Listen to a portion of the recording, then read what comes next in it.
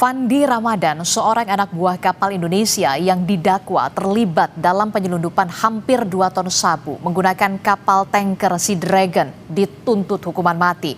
Namun ancaman hukuman mati terhadap Fandi Ramadan kembali menimbulkan pertanyaan mendasar tentang keadilan dan penegakan hukum dalam perkara kasus narkotika di Indonesia, utamanya dalam KUHP baru.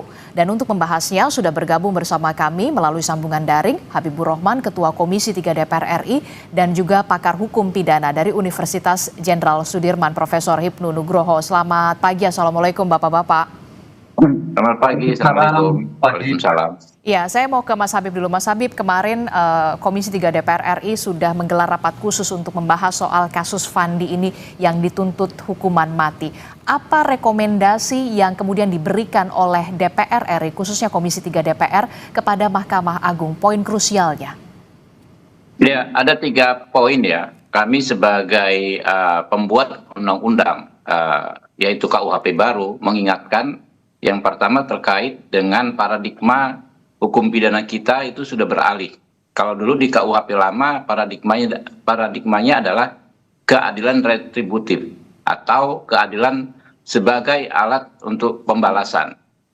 Di KUHP baru sudah menjadi keadilan substantif, keadilan rehabilitatif, dan keadilan restoratif. Intinya hukum untuk memperbaiki situasi di masyarakat. Yang kedua, terkait hukuman mati, juga sudah terjadi perubahan paradigma yang sangat ekstrim dari KUHP lama, di mana hukuman mati adalah hukuman pokok. Di KUHP baru, hukuman mati menjadi alternatif, ya, yang diterapkan di yang terakhir kalinya, ya, diberlakukan untuk melakukan pencegahan dan mengayomi masyarakat. Intinya, hukuman mati ini menjadi sangat-sangat selektif untuk dijatuhkan, ya, untuk dijatuhkan dan untuk dilaksanakan itu sangat selektif. Kita tahu pasal terkait hukuman mati ini adalah pasal terlama dalam pembahasan KUHP kemarin, yang baru disepakati 5 tahun setelah pasal-pasal yang lainnya. Jadi kita debat khusus hukuman mati ini hampir 5 tahun, ya. Sebagian besar awal kita memang tidak menginginkan pelaksanaan hukuman mati, tapi memang ada teman-teman berpendapat tetap perlu untuk situasi-situasi sangat-sangat terbatas. Ya. Yang ketiga, kami mengingatkan ya bahwa terkait azas tadi ada namanya pedoman pemidanaan. Ya, pedoman pemidanaan itu adalah hakim dalam menjatuhkan pemidanaan harus melihat ya sikap batin, kemudian juga kadar kesalahan yang harus sesuai dengan berat ringannya hukuman harus sesuai dengan gradasi kesalahannya, ya. Kemudian juga riwayat hidup yang bersangkutan, ya. Sikap batin tentu ada di situ juga. Jadi dari semua itu, ya, kemudian kami mengikuti fakta yang sudah dikonfirmasi, ya. Ini fakta dari yang bisa dikonfirmasi oleh jaksa, ya, bahwa Fandi bukan satu-satunya dan bukan aktor utama. Itu dia dikonfirmasi dari persidangan oleh pihak jaksa. Kemudian menerima bayaran yang tidak tidak glamor lah, ya, tidak kontroversi. Bayarannya itu cuma 8,2 juta rupiah, ya, yang dikatakan itu pun sebagian adalah hutang yang akan dicicil dengan gaji. Jadi gajinya bukan 8, juta, ya. Di awal dikasih 8,2 juta, tetapi nanti akan dicicil dengan gaji. Tambah lagi dia baru bergabung tahun 2022 baru lulus, ya, dan sebagainya.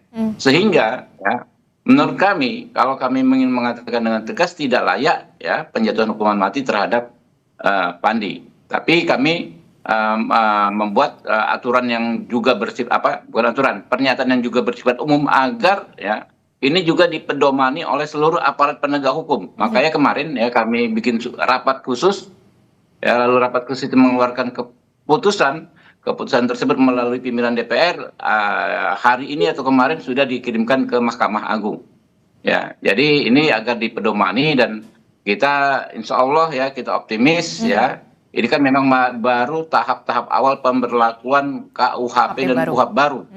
Ya, semoga bisa segera dipahami dan dipedomani oleh aparat penegak hukum kita. Oke, jadi menarik yang Anda tadi mengatakan bahwa memang seorang Fandi ini tidak layak untuk dituntut hukuman mati ketika melihat kadar kesalahannya yang kita tahu baru berlayar 3 hari dengan upah yang tadi Anda sebutkan, Mas Habib. Jadi ini bisa menjadi pertimbangan jaksa seharusnya dan juga pertimbangan hakim.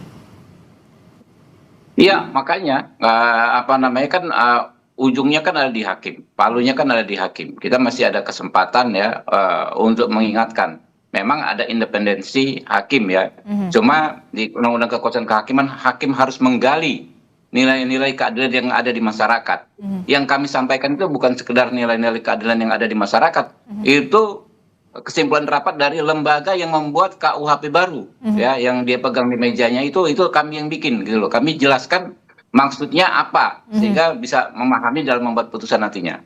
Oke, saya ingin ke Prof. Hipnu. Prof. Hipnu, kalau kita lihat dari kacamata hukum dari penilaian Anda di sini terkait dengan kasus Fandi, seorang ABK yang bahkan ini harus menjadi pembuktian bagaimana kadar kesalahan dari Fandi ini dalam dugaan kasus penyelundupan hampir 2 ton sabu, soal asas keadilan termasuk juga soal pemberantasan narkotika. Ini kan juga pro dan juga kontra. Bagaimana dari kacamata hukum Prof. Hipnu menilai ini soal hukuman mati atau tuntutan hukuman mati terhadap Fandi?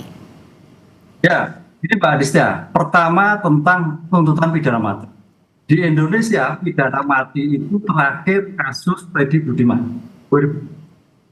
Dan sampai sekarang, kalau kita lihat data, kebetulan saya orang Purwokerto, di Nusa Kambangan yang menunggu mati itu ada 250 eksekusi mati. Nusa Kambangan. Kalau di tingkat nasional ada 400 eksekusi mati. Pertanyaannya, kapan eksekusi mati? Dalam konteks hukum, itu namanya hukum belum selesai. Karena ada istilah hukum, ada litis vitae oper. Hukum itu harus selesai. Sehingga suatu putusan kalau belum didiskusi, ya belum selesai.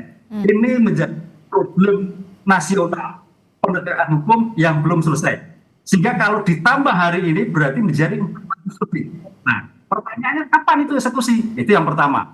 Yang kedua, tentang tuntutan mati. Memang betul ya, di dalam jaksa itu meletakkan pada Undang-Undang Narkotika karena locus tempus narkotika.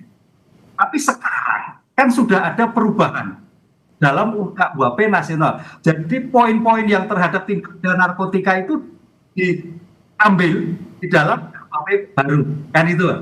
Oleh karena itu dalam putusan baru itu KUHP baru tadi Bang Habib tadi nggak ada pidana mati alternatif. Yang hanya ada pidana seumur hidup, tapi itu nanti ranah pengadilan. Makanya dalam hal seandainya nanti masuk sampai pada tuntutan di majelis hakim, saya kira ada berlaku lex favorio, bahwa dalam hal terjadi perubahan undang-undang dipakai yang meringankan, kan itu. Nah, itu yang pertama. Yang kedua, dalam konteks hukum terhadap Mbak Aris, kita dulu ada perkembangan monistis, jadi tidak dibedakan antara pelaku dan perbuatan. Nah, perkembangan yang sekarang ada suatu konsep dualistis antara perbuatan dan pelaku. Nah, di sini betul memang ada perbuatannya ditemukan 2 ton gitu loh. Tapi pertanyaannya, pelakunya seperti apa? Baru 3 hari. Bagaimana kemampuan melihatnya? Apakah tidak terjadi karena ada relasi kuasa? Ini yang harus dilihat. Dengan demikian kalau kita lihat perbuatan betul 2 ton, tapi bagaimana kondisi si pelaku? Disinilah yang melitik beratkan konsep dualitis yang berkembang itu, melihat betul-betul si pelaku itu harkat, martabat, kedudukan, sikap batin yang tadi Bang Abdul katakan, itu harus sudah jelas. Kalau ya akhirnya seperti ini lah, tampaknya mungkin pada waktu pembuktian di persidangan, majelis hakim, penasihat hukum tidak membuka sampai sehingga terjadi putusan yang seperti ini. Begitu, Pak. Oke, termasuk juga soal dalam tanda kutip ya peran dari aktor utama yang sampai saat ini kalau kita lihat Mr. Tan yang diketahui Mr. Tan atau alias Jackie Tan kini masuk dalam daftar pencarian orang. Ini merupakan salah satu aktor utama dalam kasus penyelundupan sabu 2 ton ini. Bagaimana dengan kadar kesalahan Fandi, walaupun memang dikatakan Fandi dan terdakwa lainnya ini menerima uang. Apakah kemudian bagaimana proses persidangan selanjutnya? Apakah Anda yakin putusan akan sesuai dengan tuntutan atau kemudian seperti apa? Ya, apalagi ini pelaku utamanya belum. Jadi dalam konsep KUHP nasional ada yang namanya penyertaan, turut serta. Bagaimana peran serta pelaku, turut serta pelaku utama yang terjadi. Nah, dalam hal ini pelaku utamanya nggak ketemu. Dan pelaku-pelaku yang lain tampaknya kita juga belum mendengar apakah sudah dituntut atau belum.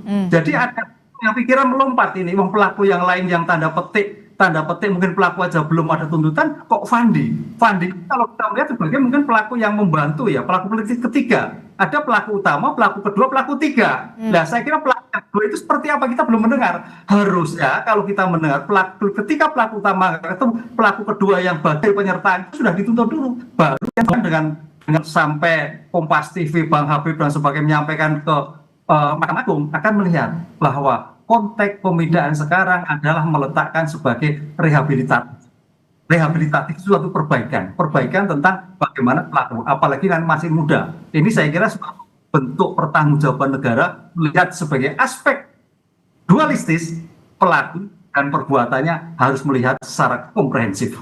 Oke, harus dilihat secara komprehensif. Tapi kemudian penting juga untuk diingat adalah untuk peran dari aktor utamanya, yakni Mr. Tan yang sampai saat ini juga masih DPO. Mas Habib, bagaimana Anda melihat ini? Ya, kita akan dorong terus juga, memang ini harus tuntas. Ya. Yang pelaku utama mastermind-nya tentu harus ditangkap. Dan saya kalau terhadap mastermind, ya, terhadap orang yang merencanakan ini semua lalu paling banyak mengambil keuntungan, saya sangat sepakat diterapkan hukuman mati karena itu 2 ton itu daya rusaknya itu luar biasa ke masyarakat kita kan. Ya, jadi kita dorong saja ya. Tapi memang faktanya memang kan nggak mudah. Ini kan kejahatan lintas negara. Biasanya ya dalam situasi seperti ini pelaku utama itu tidak ada di Indonesia ya. Pelaku utama mengendalikan kejahatan ini dari luar Indonesia. Ini yang kita dorong ya kepada penegak hukum untuk menggunakan semua protokol yang mereka miliki untuk menangkap si pelaku utama beserta jaringannya. Oke, tapi saya ke Prof. Ibnu. Prof. Ibnu, terkait dengan Fandi, ini kita membahas soal Fandi. Ini kan sudah dituntut oleh jaksa penuntut umum pidana seumur hidup. Pidana mati maksud saya. Kemudian apakah ini hanya efek kejut atau seperti apa? Kalau Anda melihatnya dari kacamata hukum. Ya, dari aspek norma itu tidak salah. Karena pasal yang didakwakan adalah sebagai bentuk pengedar. Bandar, ini bandar loh Pak. Jadi tuduhannya itu bandar, nggak salah. Tapi dalam sebagai implementasi dalam tuntutan, tampaknya itu efek kejut. Kenapa sampai katakan efek kejut? Saya kira penegak hukum tahu. Pertanyaannya sampai detik ini, adakah hukuman mati? Nggak ada. Tadi saya katakan hampir 250 ada Nusa Kambangan, hampir yang lain di Indonesia. Jadi total itu ada 400-an yang menunggu eksekusi mati. Nah pertanyaannya, dengan KUHP baru yang Bang Habib tadi sampaikan, itu menjadi persyaratan khusus seandainya. Dengan demikian, sampai tuntutan itu saya kira merupakan efek kejut. Dan itu bagus.